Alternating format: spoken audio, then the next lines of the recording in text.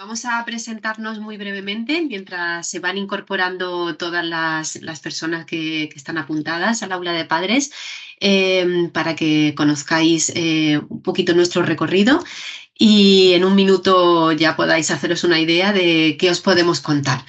Bueno, Pedro y yo somos expertos en comunicación, hemos dirigido durante 8 años el especialista en inteligencia emocional para educadores en la Universidad Camilo José Cela.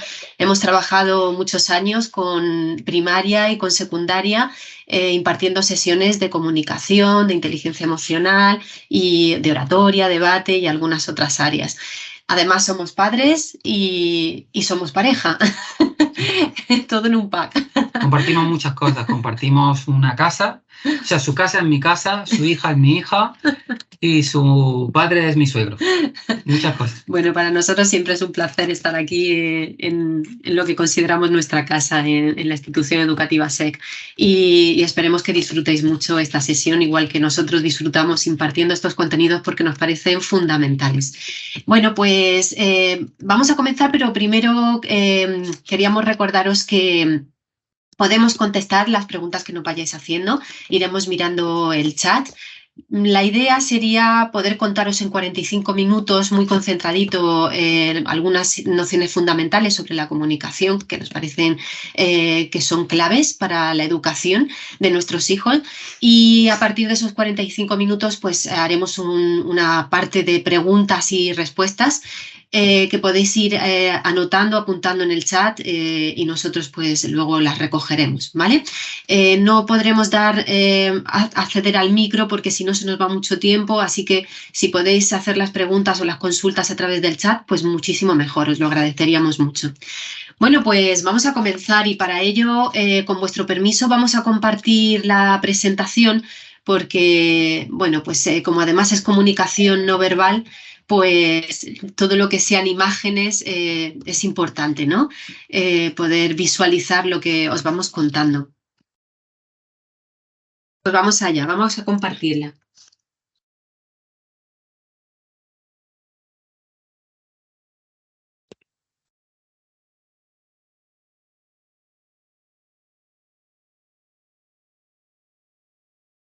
¿Estamos en ello? Pues no puedo compartirla.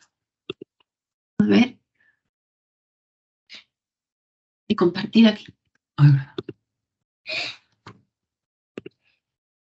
Aquí estamos. Vale. Ya la vemos. ¿Ya la vemos? Vale. Sí, si la ponéis a lo mejor un poquito más grande y en modo presentación se ve bien. Vale, perfecto. Gracias. Perfecto. Pues aquí vamos.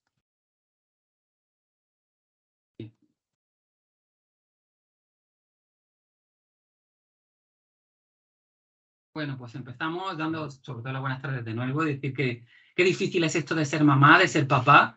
Es algo que no nos lo habían enseñado. Tenemos mucha suerte de compartir experiencias con grandes profesionales, y es una suerte también poder compartirlas con vosotros, tener una aula de padres a la que podamos compartir el conocimiento que hemos adquirido a través de nuestra experiencia profesional y de nuestra formación a todos vosotros, para que ojalá os ayuden como a nosotros como padres nos ayuda el conocimiento de las técnicas de comunicación verbal y no verbal a la hora de ser mejores padres.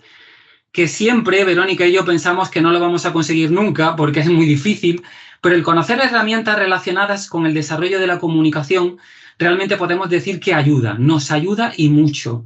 En la charla de hoy vamos a plantear la posibilidad de chequearnos, darnos cuenta de cómo es nuestra comunicación y de valorar alternativas gracias a las cuales podamos comunicar mejor aquello que pensamos y aquello que sentimos a nuestros hijos, y así hacer del acto comunicativo un momento maravilloso y una oportunidad para poder ayudarlos a crecer como personas. Comunicar es fundamental en las relaciones sociales. Pensando que la comunicación es un intercambio de ideas, de pensamientos, de sentimientos, de opiniones, vemos que la comunicación es un aspecto fundamental en las relaciones sociales y que es necesaria para el desarrollo del resto de competencias sociales. Así que nosotros, cuando nos comunicamos bien, estamos siendo modelos para que nuestros hijos y nuestras hijas aprendan a comunicarse de una manera correcta, para que establezcan relaciones con los demás de una manera sana, para que sepan empatizar, hablar en público, importantísimo, defender sus derechos. La comunicación es esencial para la convivencia y la socialización de los seres humanos.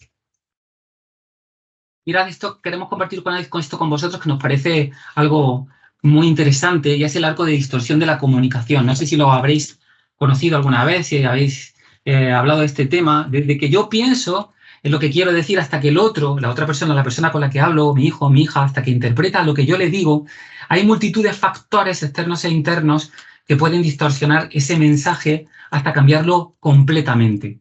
¿Veis ese arco ahí representado? Veréis ahora en la diapo cómo aparece, que yo empiezo a decir lo que quiero decir, luego aparece lo que yo digo, porque una cosa es lo que yo quiero decir y otra cosa es lo que digo finalmente, porque utilizo unas palabras, una expresión verbal y una expresión no verbal que modula mi propio pensamiento. Y eso hace que el otro entienda el mensaje de una determinada manera diferente a si lo expresara de otra. Pero eso que entiende, luego lo interpreta y es capaz de repetirlo de la misma manera o de manera diferente también en función de esa misma persona y sus capacidades expresivas. Y es importante este final, lo que es capaz de repetir, porque no solamente lo que es capaz de repetir a otros, sino el discurso interno, lo que es capaz de repetirse a sí mismo de lo que nosotros le acabamos de comunicar. Un ejemplo lo podemos ver en esta diapo que tenéis delante ahora, en la que vemos, nosotros hemos diseñado esto como un ejemplo de comunicación, de distorsión del arco de la comunicación, y imaginamos a Verónica, que está hablando por teléfono con la tutora de nuestra hija pequeña, y finalmente pues vemos que se produce ese arco de distorsión de la comunicación. Primero recibe la noticia, tenemos que entregar las fichas de clase al menos una semana antes del examen, que es el día 7, y cuando se lo comunica a mi hermana, la tía de Estela, que está cuidándola ahora, porque nosotros hemos tenido que ir a dar un aula de padres a Barcelona, pues tenemos que movernos y entonces se lo tiene que comunicar, pues ya empieza a comunicarlo de esa manera diferente a cómo ha recibido la información. Hay que entregar las fichas para el 7 de febrero. Mi hermana entiende, no hay que entregar las fichas hasta el 7 de febrero, pues nada, pues a partir del 7 de febrero podemos entregar las fichas. Y cuando la profesora de apoyo, por ejemplo, le pregunta cuál es la fecha de entrega, pues dice, pues mira, es un alivio porque podemos estar tranquilos ya que no hay que entregar las fichas hasta el 7 de febrero. O sea, de que es importante entregar las fichas cuanto antes, máximo, tope, hasta el 7 de febrero, hasta el 7 de febrero podemos estar tranquilos, pues hay una distorsión que provoca ese arco de distorsión de la realidad. La comunicación emocional es fundamental. La comunicación emocional se refiere al proceso de usar mensajes para intercambiar información emocional. Fijaos que estamos hablando de comunicación, que estamos hablando ahora de comunicación emocional. Fijaos en este matiz. Se trata de comprender e influir en los estados emocionales de los demás. Cuando desarrollamos nuestra comunicación emocional, tenemos más sensibilidad a la hora de captar las emociones de los demás y también de expresarnos de una forma ajustada y congruente con lo que nosotros mismos sentimos y con lo que sienten los demás. Conoceréis a Paul Ekman y él dice que es fundamental desarrollar la consideración atenta de nuestros sentimientos emocionales. Se trata de observarnos durante un episodio emocional, reconocemos que estamos reaccionando emocionalmente y así podremos ajustarnos mejor a nuestra respuesta emocional. Si esta está justificada o no, reevaluamos y redirigimos lo que hacemos o lo que decimos. Os vamos a poner un ejemplo. Imaginaos que queremos que nuestra hija pues, se lave los dientes y se acueste. Una hija de 8 años, por ejemplo. Bueno, pues podemos decirle a nuestra hija, son las 9:30 de la noche, tienes que lavarte los dientes ya y acostarte. Si no, mañana vas a estar muy cansada.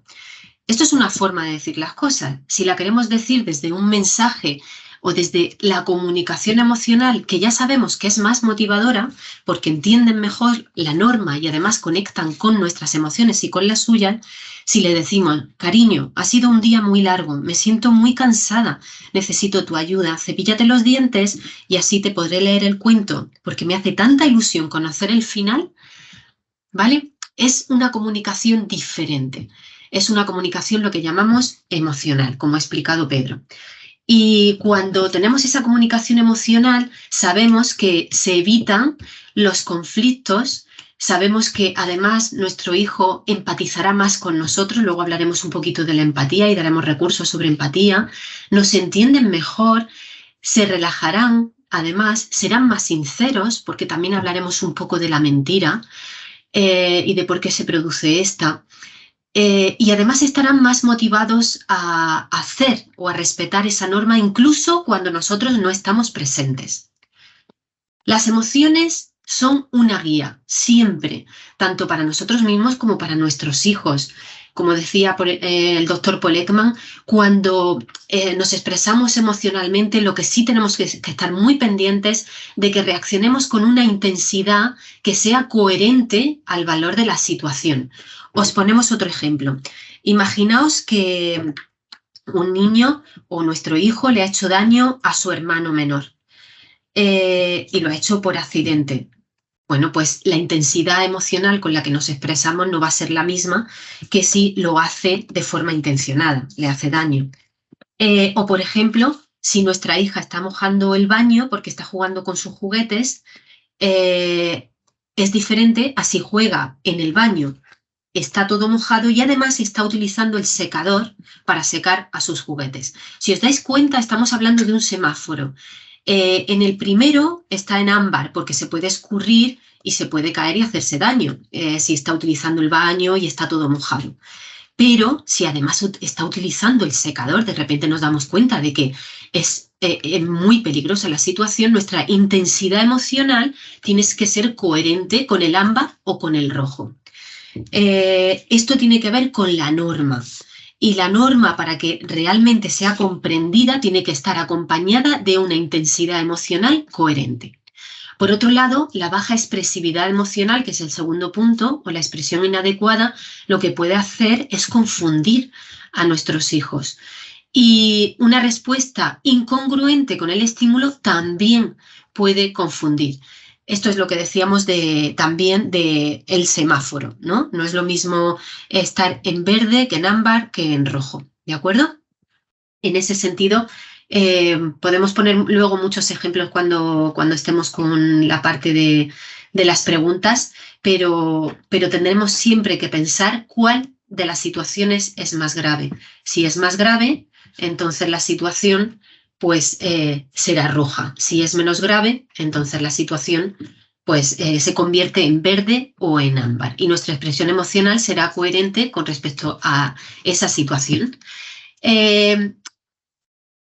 Trabajar las emociones pasa primero, y tener una buena comunicación emocional, pasa primero por conocer cuáles son las emociones, tener un amplio abanico emocional, tanto a nivel verbal como no verbal, es decir, expresarlas a nivel verbal y a nivel no verbal. A nivel verbal porque aumenta nuestra conciencia emocional.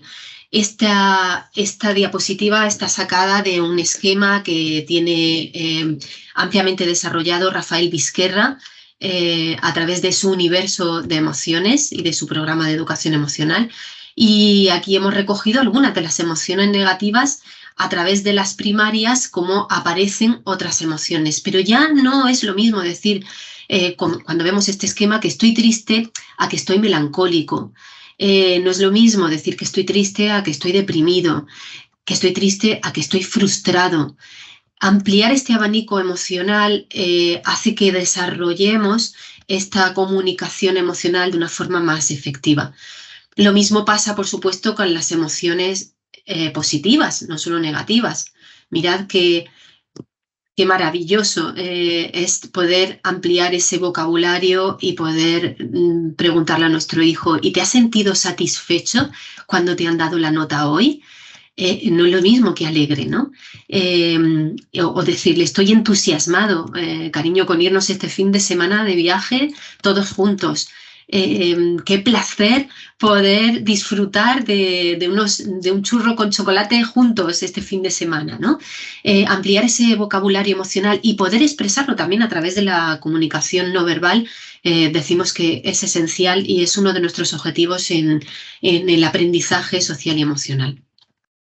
Continuamos. Así que llegamos a la comunicación no verbal. Vemos aquí un esquema de Albert Mehrabian. En la comunicación, el componente verbal transmite, según un estudio que realizó él, un 7% de la información total.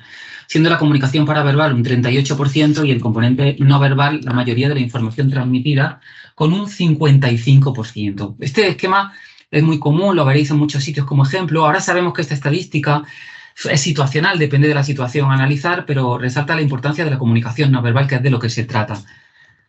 Y para ver la importancia de la comunicación no verbal y la comunicación emocional no verbal, os traemos este ejemplo. Es un experimento realizado en la Universidad de Berkeley que se instó a familias a colocar a su hijo frente a una simulación de un precipicio. O sea, eso que veis ahí realmente no es un precipicio real, hay un cristal, pero el bebé lo contempla como un precipicio real. Piensa que si sigue avanzando se puede caer. Enfrente está su mamá y va poniendo caras diversas, de miedo, de alegría. En realidad estaba protegido porque realmente había un cristal que impedía que cayera, pero no era percibido por los bebés. Entonces la madre se ponía en el otro extremo de la mesa que servía para la simulación y realizaban gestos faciales de aprobación o desaprobación, ¿vale? De tranquilidad o de miedo. Pero no podían realizar ningún otro tipo de gesto de llamada de atención hacia sus hijos. Nada más. Solamente gesto facial, pero nada de llamada de atención vocal, nada de utilizar las manos para llamarle la atención, para decirle ven o párate, nada de eso. Ni verbal ni no verbal. En el otro lado del precipicio simulado, los bebés estaban y tenían que tomar una decisión, si pasar al otro lado junto a sus madres o quedarse en el otro extremo. ¿Qué pensáis vosotras, que primó en la respuesta de los niños y de las niñas? ¿El instinto de supervivencia o la cara de sus madres?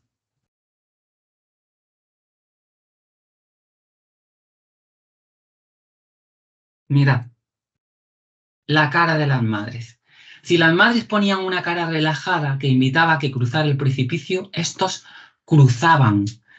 De ahí poner el foco en la importancia que tiene el gesto de padres y madres que somos líderes emocionales de nuestros hijos. Los educadores, los profesores también, somos líderes emocionales de los pequeños y de los adolescentes y nuestra expresión emocional es fundamental para su desarrollo.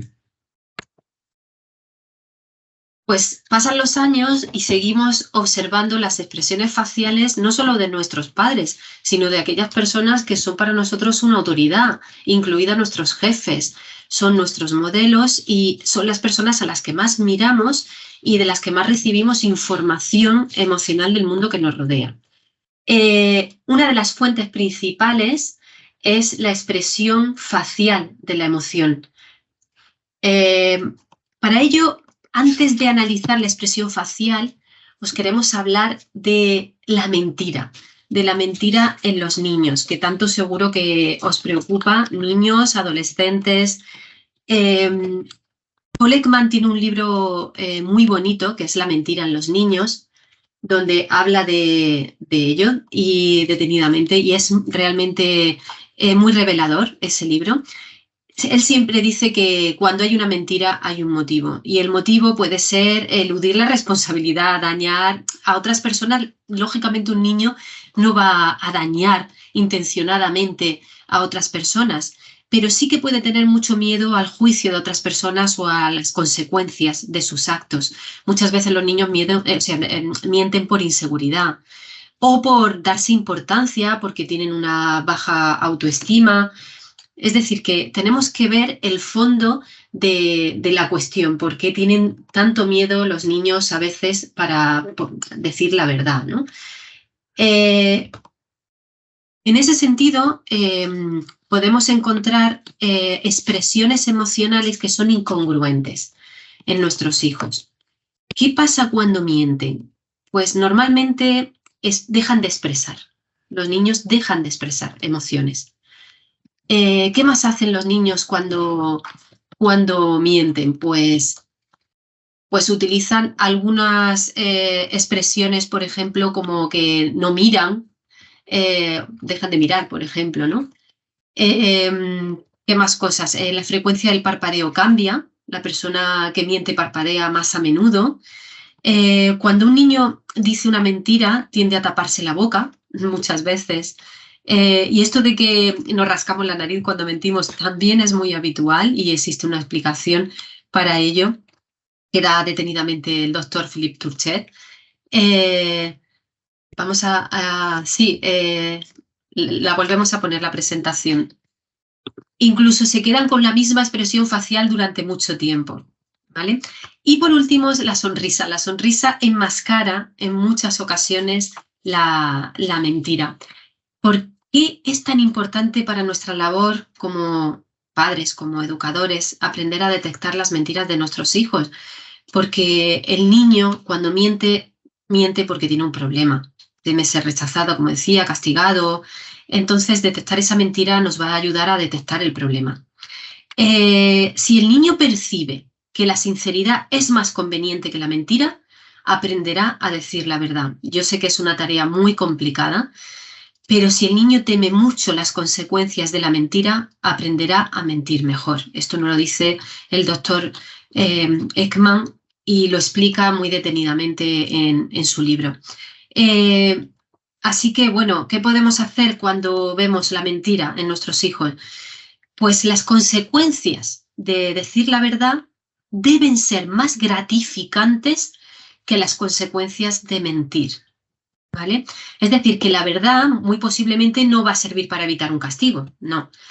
Pero sí que podemos reforzar la sinceridad con fórmulas verbales del tipo: has sido muy valiente, cariño, por tu parte al decir la verdad. Como has dicho la verdad, solo vas a tener que cumplir la mitad de lo que habíamos hablado. Vas a hacer la mitad de esto, por ejemplo.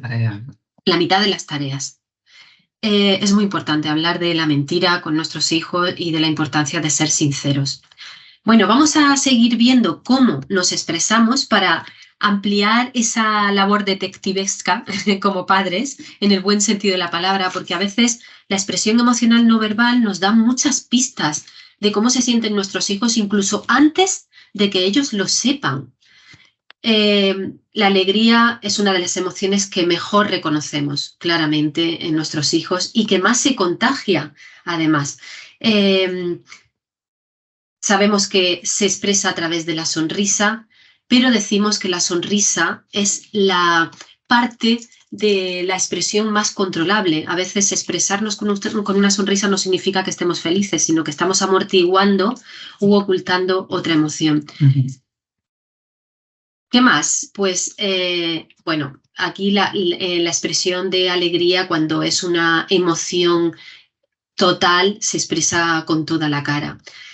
Cuando nosotros queremos saber si de verdad nuestro hijo está expresando una emoción positiva, tenemos que ver si su felicidad o su alegría se expresa también en los ojos, no solo en la boca. Ahí es cuando detectamos si una sonrisa es real o es una emoción fingida. Bueno, la ira, esto es una emoción que los que tendréis hijos pequeños estáis muy acostumbrados a ver, ¿no? Sobre todo en las edades en las que son más típicos, ¿no? Estos brotes de enfado, ¿no? Y de rabietas. O sea, entre los 0 y los 18 años. Bueno, lo que sí sabemos, las personas que estamos trabajando sobre las expresiones emocionales en los niños, es que sobre todo y especialmente a los niños les cuesta mucho menos expresar ira que tristeza. Y conforme van creciendo, los niños, más que las niñas, van expresando la ira más veces que la tristeza, aunque en realidad lo que pueden sentir es tristeza. Pero esto no es extraño. Socialmente parece que está mejor visto expresar la ira que la tristeza. De hecho, es muy fácil transformar una emoción, que se transforme en una emoción en otra. De hecho, si pensamos en cuando discutimos, ¿no? Incluso con nuestra pareja, muchas veces lo que estamos es triste, pero la tristeza se queda escondida tras la expresión del enfado. A nosotros no nos pasa porque no discutimos nunca. Bueno, Rosa Barocio habla detenidamente, por si os interesa, sobre este tema, Disciplina con amor. Es un libro que recomendamos, maravilloso, y que habla de, bueno, de cómo trabajar con nuestros hijos esa fase de rabietas y de expresiones emocionales relacionadas con el enfado y con la ira. ¿Qué más emociones podemos trabajar? Pues el miedo que podemos detectar, quiero decir, aquí claramente vemos a una niña expresando miedo, pero no siempre los niños o nuestros hijos adolescentes son capaces de mostrar su miedo. A veces el miedo se transforma en preocupación, hay distintos grados de miedo. La preocupación también es miedo, pero con una intensidad más baja. El estrés también tiene relación con el miedo. Si aprendemos a leer estas emociones, podemos darles recursos a nuestros hijos para gestionarlas. Primero, ponerle nombre y decirle, pues David, te veo preocupado. ¿Es así?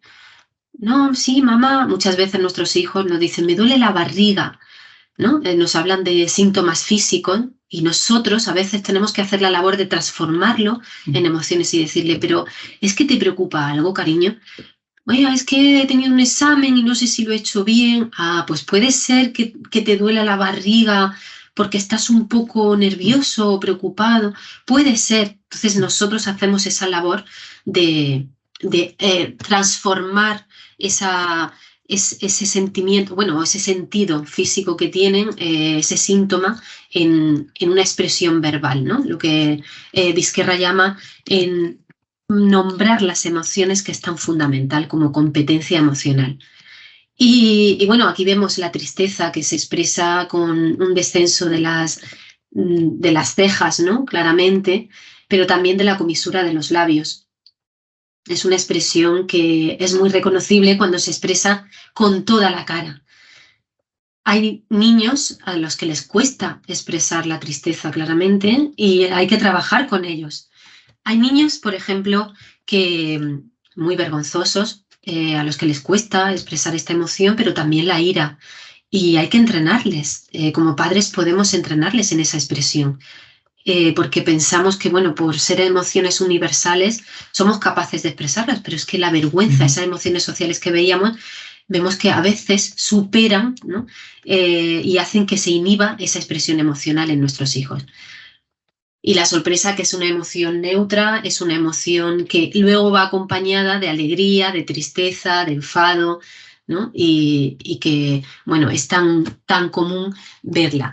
Bueno, pues como padres, entonces, ¿cómo nos podemos expresar nosotros? Bueno, pues cada uno de nosotros tiene la tendencia a expresarse de un modo diferente. A lo mejor suenan estos estilos comunicativos, el autoritario, el permisivo, el empático. Es muy difícil, ¿verdad?, ubicarse aquí, porque depende del momento, depende de la situación, pues a veces uno se siente más autoritario, otras veces más permisivo, otras veces más empático. Nosotros os hablamos del modelo que es el ideal, el estilo comunicativo ideal. Por supuesto, es el más complicado muchas veces, ¿no? Y en situaciones muy difíciles es el más útil realmente. Es el estilo comunicativo empático. ¿Por qué? Porque el estilo autoritario, que tiene que ver con una ausencia de expresiones de aceptación y afecto habituales, quiero decir, donde nos manifestamos con mucho enfado si el hijo no responde como consideramos oportuno, es decir, que casi siempre estamos en el rojo, no en el verde y en el ámbar, sino que nos expresamos con una intensidad emocional del rojo. Entonces, siempre le estamos diciendo a nuestro hijo que todo es muy importante y todas las normas se tienen que cumplir. Es verdad, las normas están para cumplirse, pero a veces nosotros nos tenemos que flexibilizar para que ellos entiendan que hay normas que son rojas y que hay normas que son ámbar, y algunas incluso verdes. Pues, por ejemplo, una madre nos comentaba, es que mi hijo come muchas chucherías a lo largo de la semana. Y le decíamos, bueno, pues una cosa que puedes hacer es decirle que coma chucherías el sábado. Es decir, que los sábados puede comer 3 chucherías, el resto de la semana no, porque no es bueno para su estómago, no es bueno en general para los niños comer todos los días chucherías. Por ejemplo, ¿no? Bueno, pues hay un cumpleaños. Pues oye, esa norma se puede flexibilizar, claro, y el niño entiende que esa norma se puede flexibilizar, que es verde o es ámbar, pero lo que no se puede flexibilizar es sacar medio cuerpo por la ventana. Eso es rojo sí o sí, ¿vale? Vale. Bueno, pues un estilo permisivo sería justo el lado contrario, el opuesto al autoritario. Son manifestaciones de aceptación y afecto condicionales, que esto nunca está de más. Pero siempre con las normas. Siempre los niños, nuestros hijos, deben tener normas y debemos ser coherentes. Es importante que nosotros nos expresemos siempre y que intentemos respetar o que ellos intenten respetar esa norma y que nosotros también, incluso aunque de alguna forma pues, nos perjudique, también intentemos respetar esas normas. Entonces, ¿cuál es el estilo ideal? El empático. Es el estilo donde expresamos aceptación, respeto incondicional a la persona, siempre le decimos que le queremos, siempre está ahí, nunca rechazamos o nunca retiramos nuestro amor, pero sí es verdad que somos coherentes con las consecuencias de las conductas del niño y, por supuesto, con su grado de maduración. No se le puede hablar igual a un niño de 3 años que a un niño de 14 o de 15 años. Por tanto, hablamos de un estilo de empático, el ideal, donde sí hay una autoridad, no autoritarismo, pero sí autoridad. Es decir, los menores necesitan de las normas. Necesitan de las normas. O sea, en un entorno normativo se sienten más seguros. ¿Por qué? Porque saben exactamente lo que se espera de ellos. Pero la autoridad no está reñida, por ejemplo, con el sentido del humor. Fijaos lo que estoy diciendo. Con el respeto a las necesidades de nuestros hijos. Es distinto autoridad que autoritarismo, como explicaba muy bien Verónica, o imposición de normas a través de la amenaza o del castigo. La obediencia no debe de estar fundamentada en el temor, sino en la confianza, en el diálogo y las convicciones internas. Lo explico. Lo cierto es que cuando los menores comprenden y aceptan las normas, entienden por qué son necesarias y les damos la opción de seguirlas. En ese momento, en realidad, les estamos enseñando a ser responsables. Y una expresión emocional acorde con la situación que valore las consecuencias de manera adecuada y en la que se trate con respeto y cariño a nuestros hijos, les va a ayudar a entender mejor la razón de la norma y también a llevarla a cabo.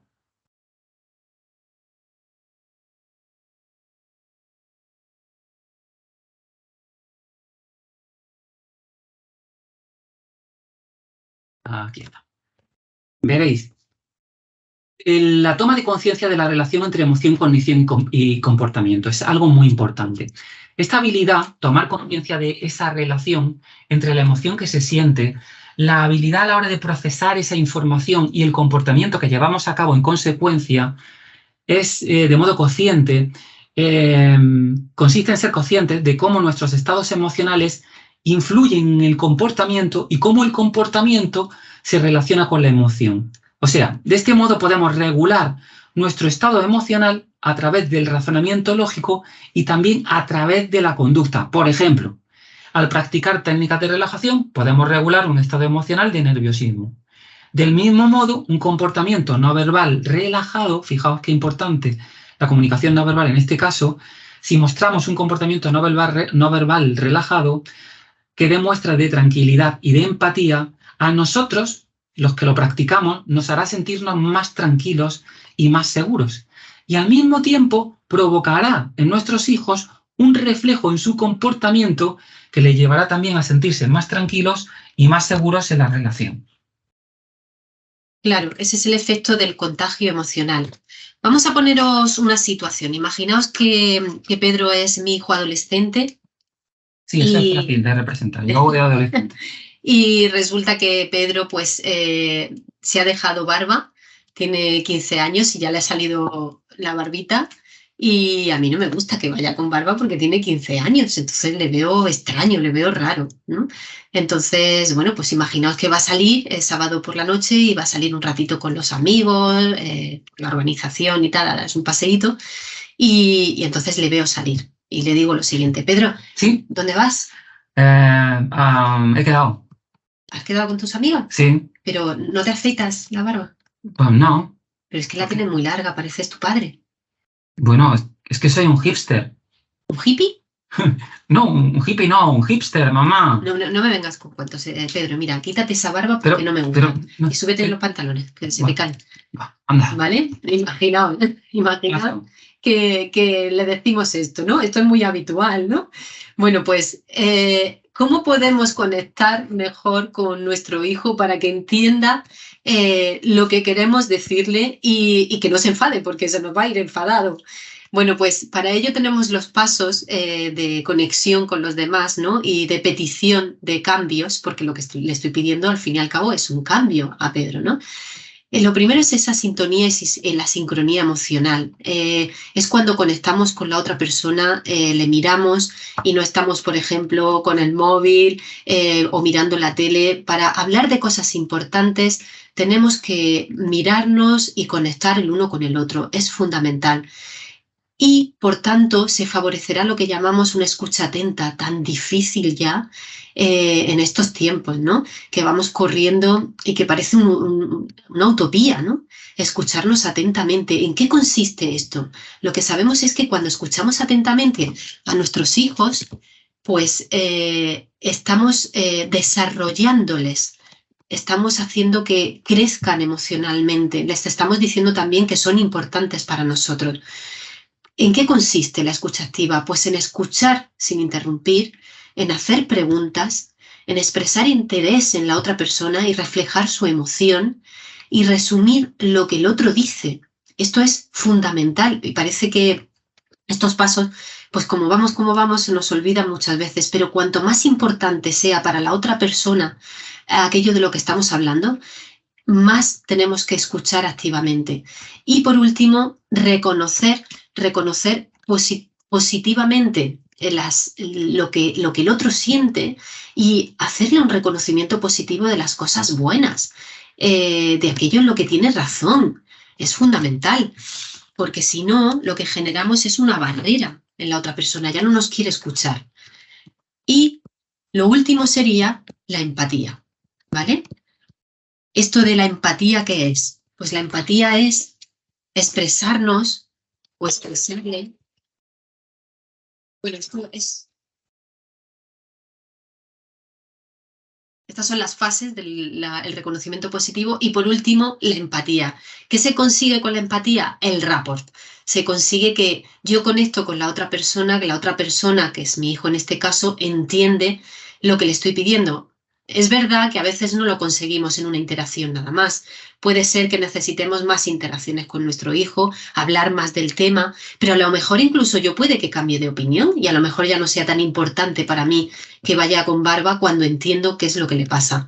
Vamos a poneros un ejemplo. El rapport es, supongo que muchos lo conoceréis, es un término que define esa situación en la que dos personas están tan a gusto la una con la otra que llegan a sintonizarse emocionalmente e incluso a sincronizarse corporalmente. Bien, ¿me decía un ejemplo? Vamos a poner un ejemplo antes de pasar al contacto emocional. Vale. Vamos a ver si podemos hacerlo un poquito mejor, lo de Pedro, ¿vale? Vamos allá. Pedro, ¿Sí? ¿me vas? Sí, he quedado. ¿Has quedado con tus amigos? Sí. Ah, vale.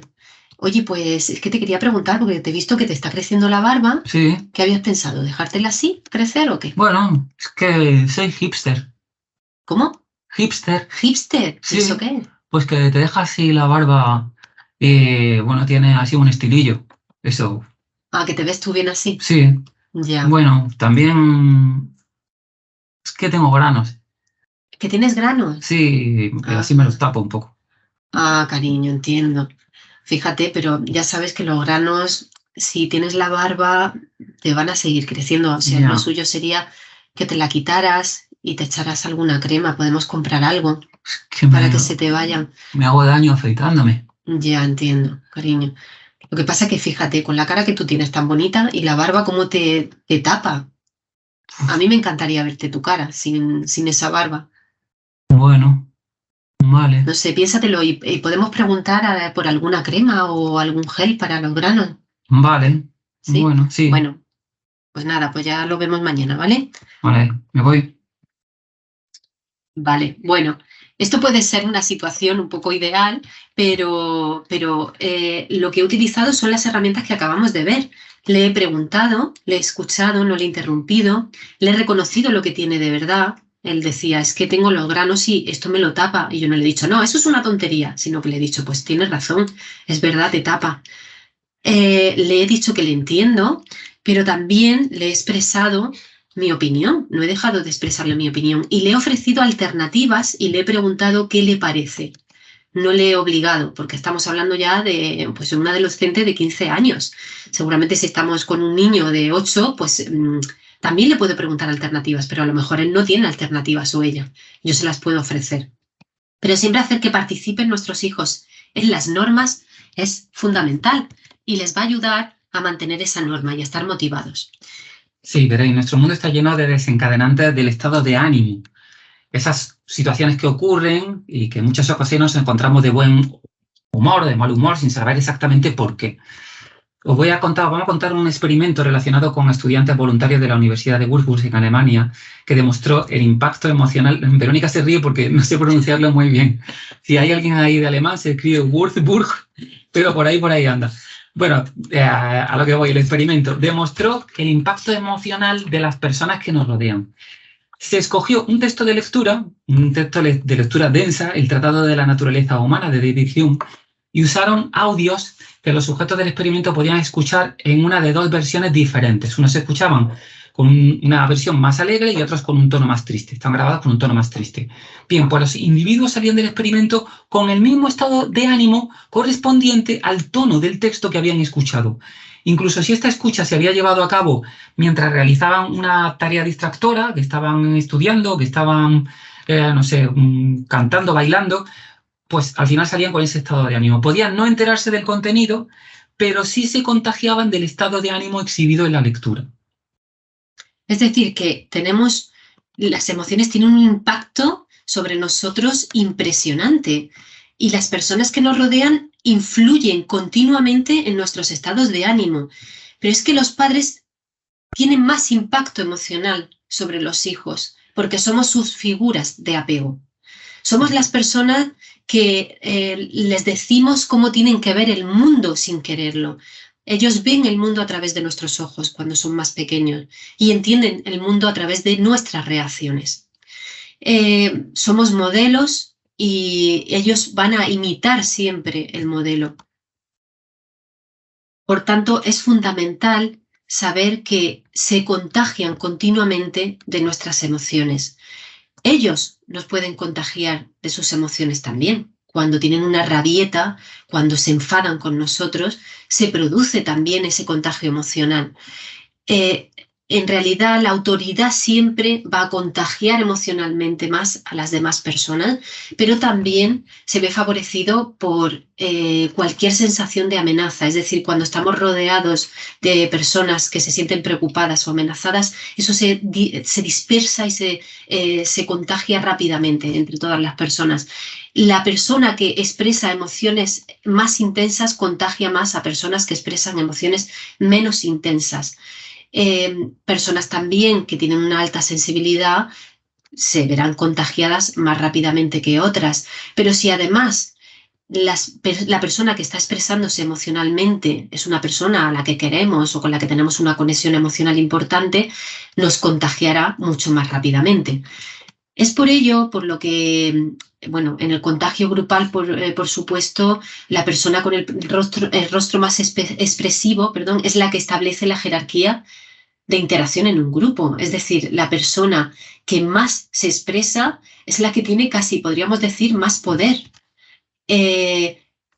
Por eso, el contagio emocional es fundamental conocer cómo funciona, porque nos permite conocer mejor al otro, empatizar y, por supuesto, mejorar el clima emocional.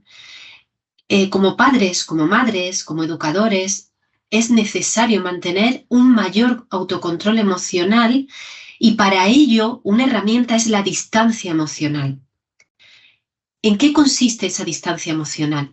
Pues consiste en evitar el contagio emocional no porque nos alejemos de la persona, sino porque nos alejamos un poco o nos distanciamos un poco de esa emoción. ¿Y cómo se hace eso? Pues preguntándonos qué le ocurre. No nos ponemos en contacto con si grita o no grita, si llora más fuerte o no llora más fuerte, sino que lo que hacemos es preguntarnos qué le ocurre y cómo puedo ayudarle. Esto tiene un nombre, se llama empatía heterocentrada. es aquella que es la más eficaz porque lo que hacemos es activar la vía superior del cerebro y desactivamos la actividad de la amígdala, que lo que hace es ser responsable de ese contagio emocional. Y de esta manera estaremos más preparados para poder ayudar a las personas que educamos. Parece difícil, pero a través de estas preguntas de cómo puedo ayudarla, qué le está ocurriendo, qué puedo hacer yo para que esta persona pueda modificar o transformar o gestionar su emoción, pues estamos utilizando esa herramienta de la distancia emocional.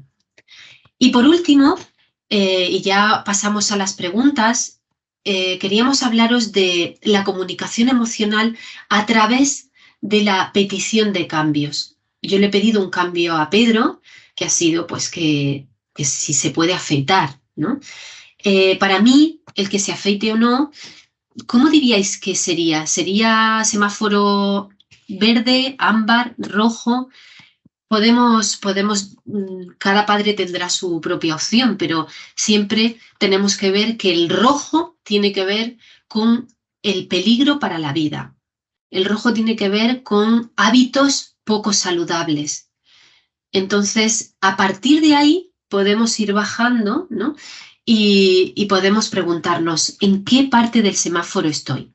Bueno, pues cuando necesitamos pedir un cambio, lo que podemos hacer es reconocer, por supuesto, lo que decíamos, ¿no? Reconozco que para ti es importante, ¿no? Lo que sientes o el miedo que tienes a que no te vean atractivo. Concretar el cambio, pero a mí me encantaría que, pues oye, pues que se te viera tu cara, tienes 15 años, tienes mucho tiempo para tener barba, preguntar, oye, ¿qué se te ocurre que podríamos hacer? Por ejemplo, podemos empatizar, entiendo tu necesidad, por ejemplo, pues de sentirte atractivo, de que no se te vean los granos. La verdad es que yo cuando tenía tu edad, Pedro, también tenía granos y me daba un poco de vergüenza que se me vieran, ¿vale? Por ejemplo. Y por último, describir cómo veo yo la situación, cómo me siento, si es necesario. Y agradecer también. Te agradecería, Pedro, que, pues oye, que si puedes cambiar estos hábitos, pues que lo tengas en cuenta, ¿de acuerdo? Otro caso es, por ejemplo, que lo veamos sin casco en una moto con un compañero. Esto cambia mucho. ¿Esto qué sería? Sería rojo, ¿no? Entonces ya pedimos el cambio con una comunicación emocional diferente, ¿verdad? ¿Cómo sería esa comunicación emocional? ¿Queréis escribir en el chat cómo se lo diríais a vuestros hijos?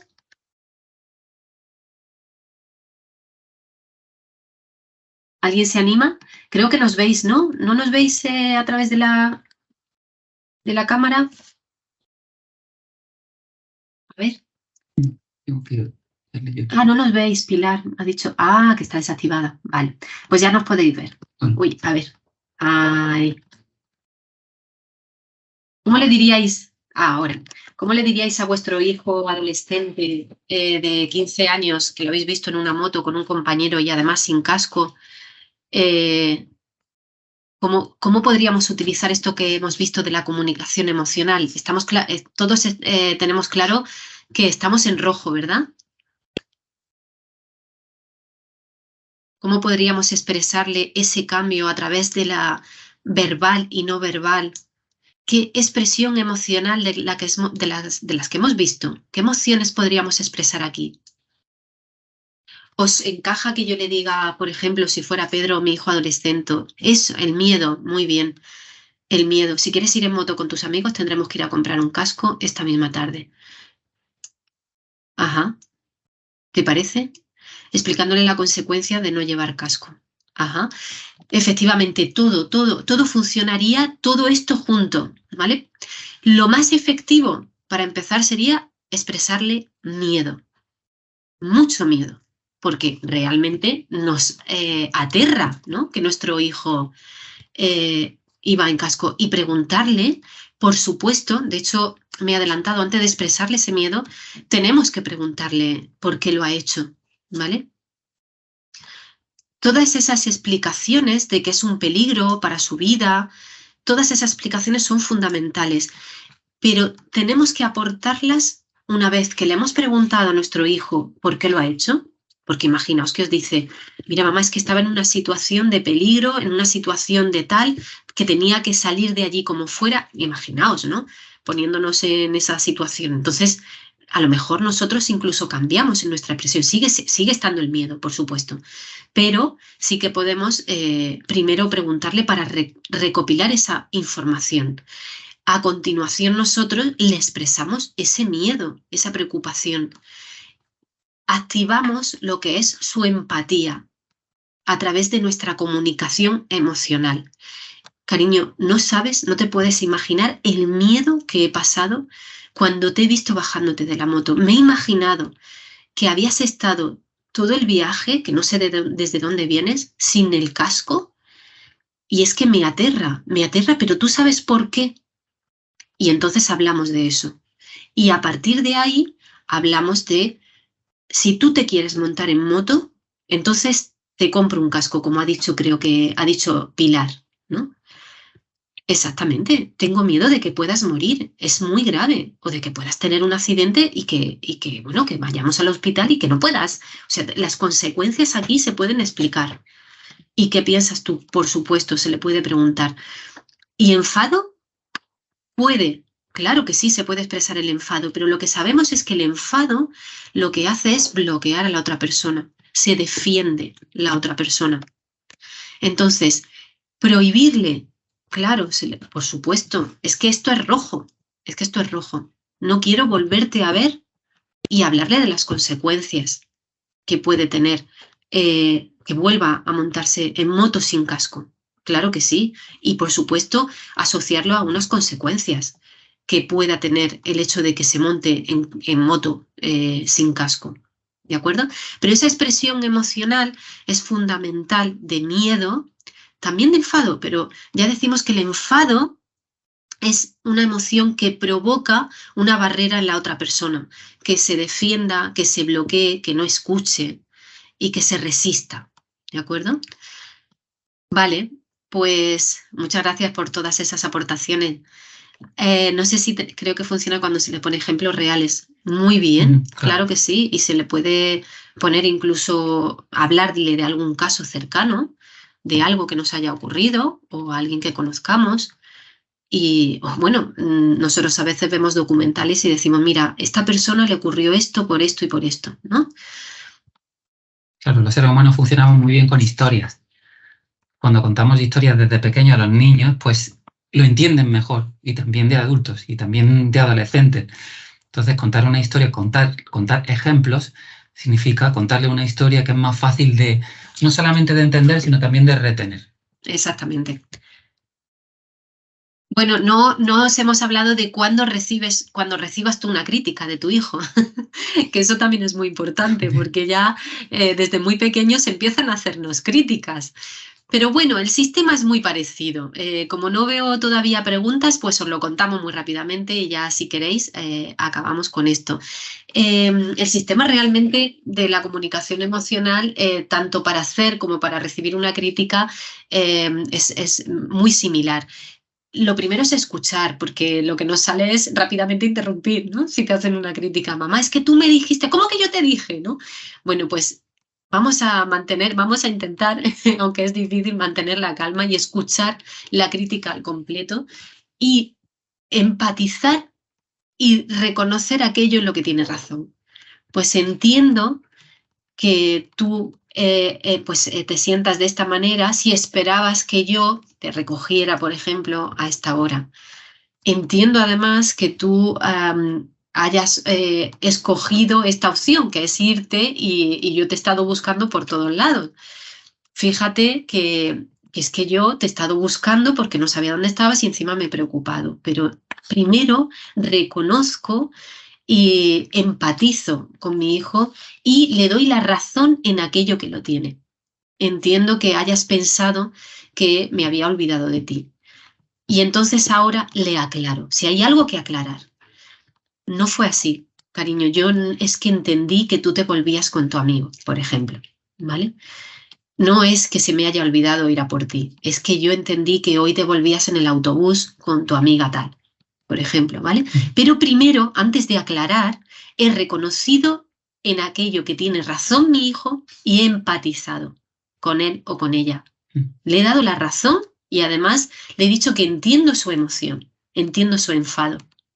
Me gusta mucho este esquema que plantea Verónica y solamente quería poner un foco final precisamente en esto, porque cuando habla de estas 4 pautas, que si las seguimos pues nos resultará más fácil recibir una crítica, escuchar, empatizar, reconocer, agradecer. Hablamos de la comunicación verbal, pero también hablamos de la comunicación no verbal. Estamos hablando de comunicación en este aula de padres. Y cuando hablamos de escuchar, no solamente se trata de escuchar lo que el otro dice, de oírlo y de procesarlo, sino de mantener una actitud de escucha, que la otra persona observe en nosotros, que nuestros hijos observen en nosotros que lo estamos escuchando, que no estamos en otra tarea. A nosotros nos pasa que la Peque de vez en cuando llega y dice, bueno, papá, te tengo que contar esto. Digo, sí, te estoy escuchando y estoy haciendo una tarea. Y dice, no, pero me coge la cara y me dice, no, pero quiero que me mires, porque así yo siento que me estás escuchando. O empatizar, lo mismo. Yo puedo comprender muy bien a la otra persona, puedo comprender muy bien a mi hija cuando me habla, cuando me cuenta su historia, lo que le ha ocurrido, y me pongo en su lugar. Pero tiene que saber que yo me estoy poniendo en su lugar. Tengo que darle muestras de escucha y muestras de empatía. La empatía puede ser verbal y puede ser no verbal. Escuchándola y diciéndole te comprendo, te entiendo perfectamente. Cuando a mí me pasó eso, cuando tenía tu edad también, o me pasa incluso ahora, ahí es cuando realmente van a entender que los estamos comprendiendo, que los estamos escuchando y se van a sentir mejor y más predispuestos a escucharnos a nosotros. Claro, porque como muy bien dice Pedro, empatizar no es dar la razón. Y tenemos mucho miedo a veces a empatizar porque pensamos que es eso, es dar la razón a nuestros hijos. Y no. Bueno, en cualquier conflicto tenemos miedo a empatizar, a decirle a la otra persona, pues te entiendo que te hayas sentido así. Claro, si pensabas que yo había hecho esto por esto, fíjate que yo lo he hecho por esto, por lo otro, y aclaro, pero siempre empatizando. De esa manera la otra persona me va a escuchar mejor y va a entenderme mejor, ¿de acuerdo? Y además así no nos contagiaremos emocionalmente.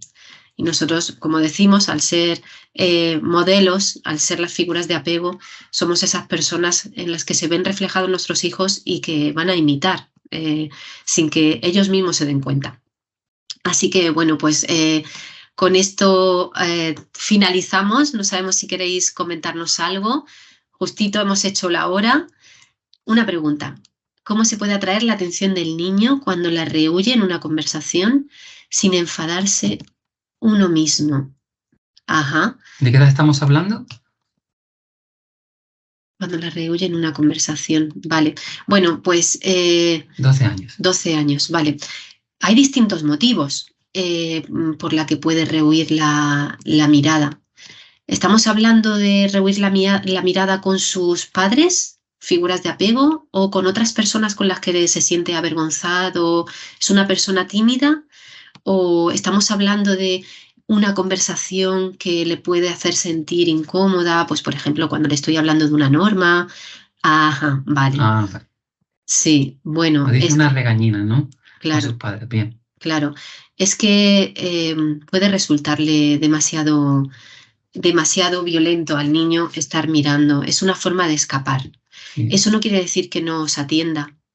Quiere decir que puede ser que se sienta avergonzado. Claro. Son muchas emociones las que está recibiendo en ese momento. Entonces, independientemente del grado y de la intensidad con las que las estéis expresando, pero es una forma de escapar de la situación, pero no quiere decir que no la esté atendiendo o que no se esté entendiendo o que no quiera hacerlo. Fíjate, yo, mi consejo, es que no tengo nombre.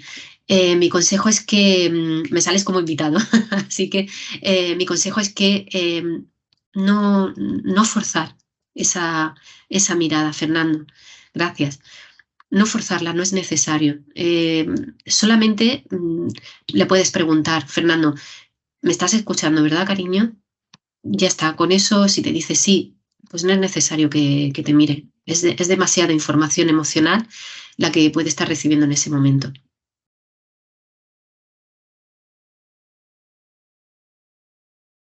Gracias. Malcova. Pruébalo, Fernando. Bueno, pues si no hay más preguntas, un placer para todos y mucha suerte y enhorabuena, sobre todo. Gracias, Mónica.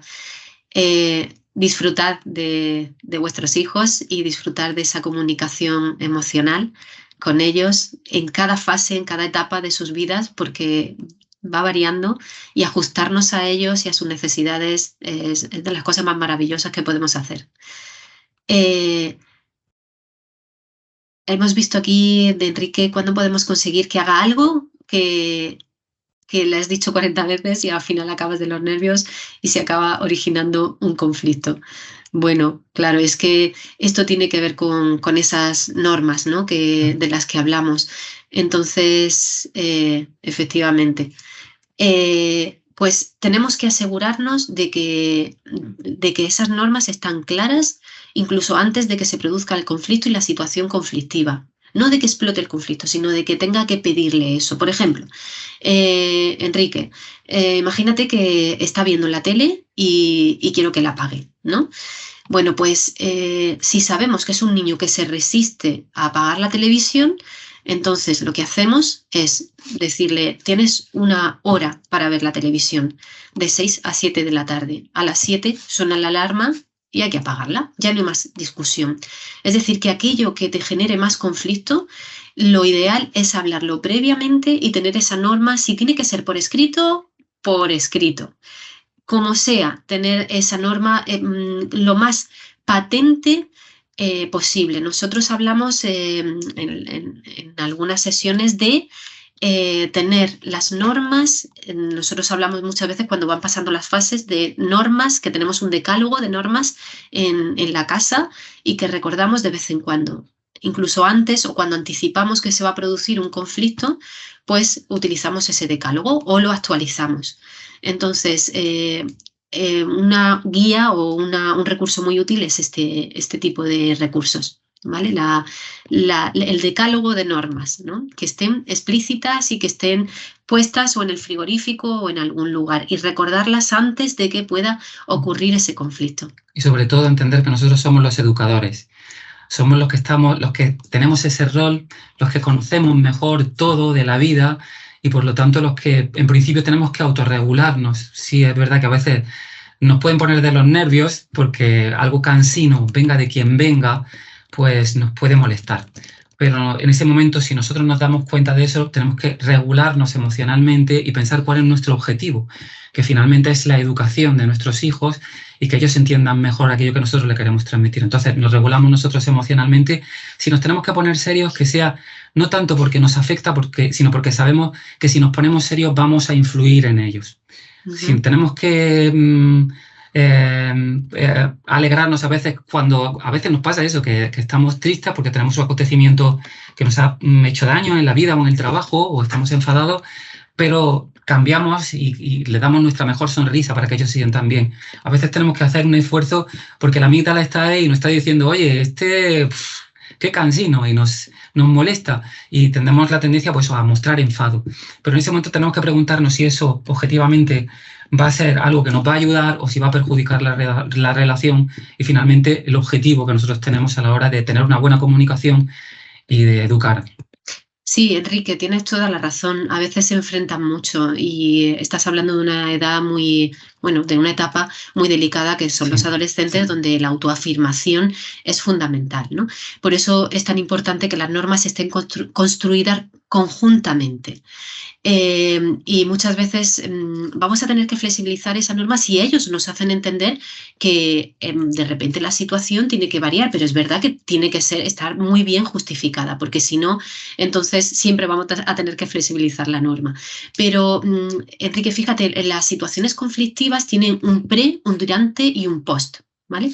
Entonces, yo te hablo del pre, ¿no? Te estoy hablando ahora del pre, del decálogo de normas, de recordarlas antes incluso de que se produzca el conflicto. Por ejemplo, ya mismo se acerca la Navidad y nos vamos a casa de los abuelos y allí sales y bueno, allí tiene mucha más flexibilidad horaria o lo que sea, ¿no? Bueno, pues anticipamos eso. Oye, mira, como dentro de poco vamos a ir, vamos a hablar de lo que se va a hacer y de lo que no se va a hacer, ¿vale? Eso por un lado. Y luego el post. Cuando ya estemos calmados es fundamental hablar con ellos. Es fundamental hablar de lo que ha ocurrido. Dentro de esa calma, a lo mejor tenemos que dejar pasar una hora, a lo mejor un día, y decirle, mira, cariño, tengo que hablar contigo, necesito hablar contigo sobre lo que ha pasado. No me gusta que nos sintamos tan mal, que nos enfademos, que nos gritemos a veces. Mira, yo me siento de esta manera, me siento muy triste cuando me dices esto. Es decir, que ese post ayuda a regular el próximo conflicto. ¿De acuerdo? Entonces, a veces es inevitable, pero hay que aprovechar, entre comillas, ese conflicto que se ha producido para utilizar el post. O sea, para que prevenir el siguiente conflicto que podamos tener. ¿Vale? Es una forma de regulación emocional y seguimos siendo modelos en el post. Es decir, que siempre tenemos segundas oportunidades para regularnos y para mostrarles un modelo coherente de comunicación más tranquilo, más relajado. Y no dejarnos contagiar, Enrique, y el distanciamiento emocional aquí es fundamental, súper difícil, ya lo sabemos. Es una herramienta que utilizan los psicólogos para no contagiarse emocionalmente, por ejemplo, de sus pacientes, pero también lo utilizamos en otras áreas, ¿no? Y en educación es fundamental ese distanciamiento emocional. Cuanto más grita mi hijo, más distanciamiento emocional sobre la emoción y más empatía heterocentrada. ¿Cómo puedo ayudarle? ¿Qué puedo hacer? Es decir, más activar nuestra corteza prefrontal y no la amígdala, que es la emocional, para no contagiarnos. Hemos visto por aquí una pregunta muy interesante también, que mi hijo tiene altas capacidades y a veces dudo si la comunicación no verbal del niño hacia nosotros es impostada. Bueno, gracias a ti, Enrique. Pues es una muy buena pregunta. Claro, es que también puede tener que ver esa alta capacidad con la maduración y con la regulación y la lectura de las emociones que hace de los demás y cómo se regula él a sí mismo, si es un niño. Bueno, pues es difícil, es captar, como decíamos, su expresión emocional coherente, ¿no? Vosotros le conocéis y conocéis si esa expresión emocional es diferente a otras ocasiones y hablar mucho sobre eso. Y podéis preguntarle también, ¿te sientes de esta manera? Estoy viendo que te expresas de esta manera o que pones esta cara. ¿Es porque te sientes así? ¿Y qué sientes? ¿No? Indagar sobre esa emoción. No porque no te des confianza, sino porque os gustaría saber, claro, por interés, porque os gustaría saber lo que realmente siente, ¿vale? Bueno, pues muchas gracias a todos y un abrazo en la distancia y cuidaos mucho. Un abrazo.